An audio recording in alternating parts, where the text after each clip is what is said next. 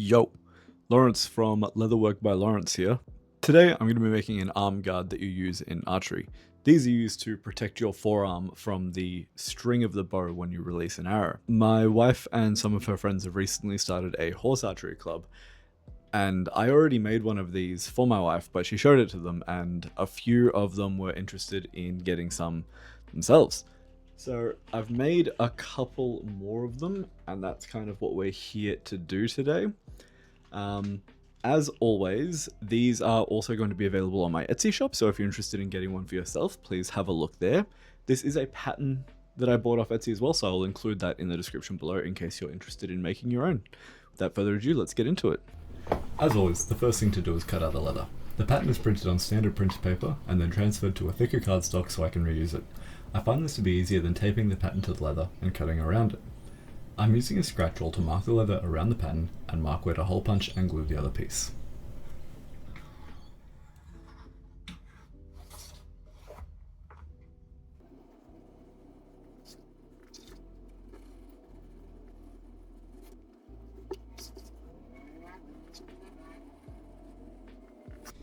I sand the leather in a variety of grits working up so I can get a clean finish at the end.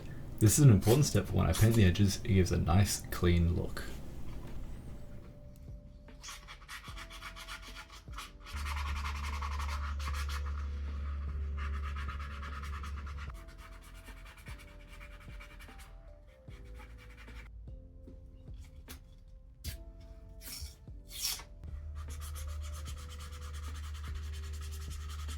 After I finish sanding, I'll use my edge beveler to take off the loose leather that gets worn down around the edges. This gives a nice round edge as well as leaving the clear, defined smooth edge.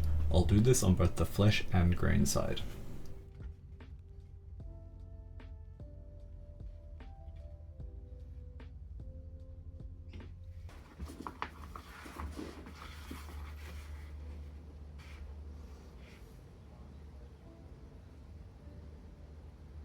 The next step is adding a mixture of toconol and water to the edges and lightly burnishing it. This is in preparation for painting and to add some additional protection to the leather for its longevity.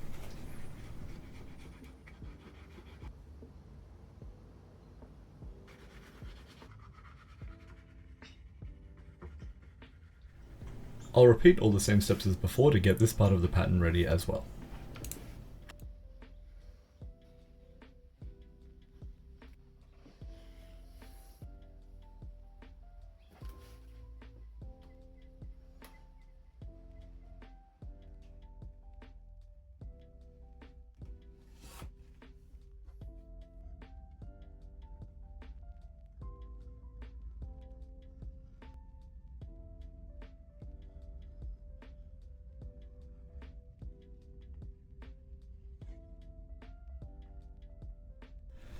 This tool I'm using now is called a surface rougher, and I'm using it, as the name would suggest, to rough the surface.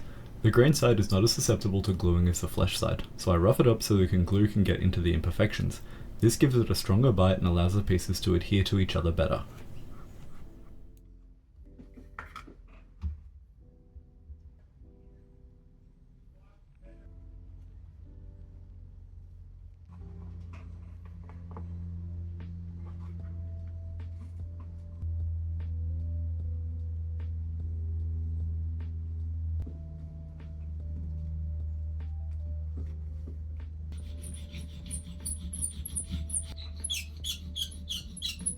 Once the pieces are glued together, I'll start punching the holes as I wait for the glue to fully set. Then I'll set the eyelets.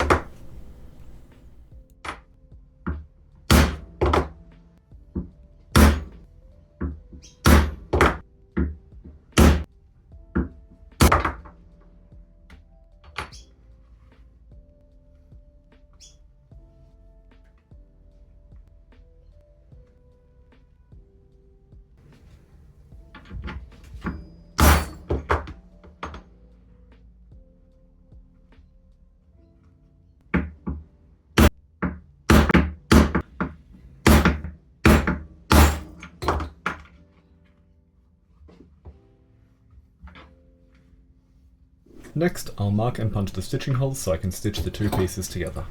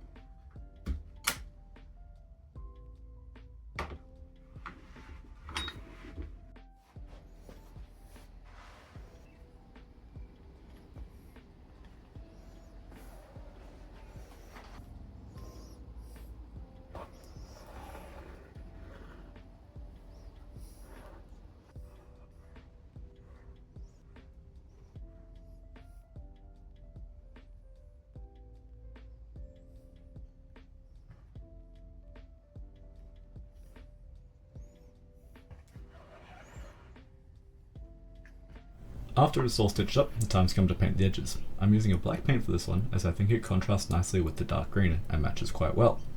I'll then sand the edges again with a high grit sandpaper around 2000 and then paint the edges again. This gives it a really nice clean finish.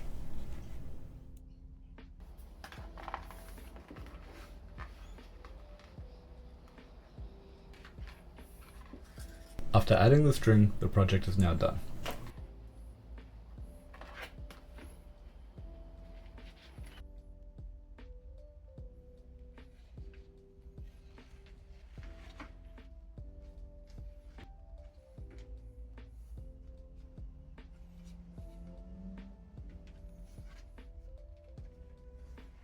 Thank you so much for staying to the end and watching the process. I will continue to be bringing more content like this in the future. If you are interested, please consider subscribing. And with that, until next time.